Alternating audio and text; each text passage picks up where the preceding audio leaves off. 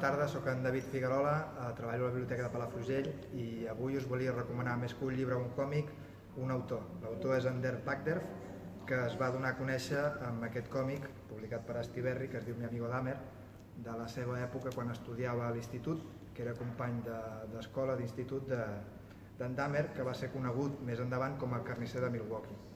És molt interessant perquè t'explica una mica com aquest noi es va arribar a convertir en un monstre. Arrel de l'èxit d'aquest còmic, Astiberri també va publicar aquest altre que es diu Basura, que reflexa una mica la vida, abans de dedicar-se a dibuixant de còmics, la vida com a escombriaire al seu poble. I és molt interessant perquè fa una reflexió sobre la gestió dels residus en general, en el sistema americà i en el sistema que nosaltres també fem servir, que té data de caducitat perquè sempre no podem estar enterrant la merda sota els peus. I és un còmic molt divertit i molt interessant també, tots dos. Si no el coneixeu, jo vindria a la biblioteca a buscar-la. Gràcies.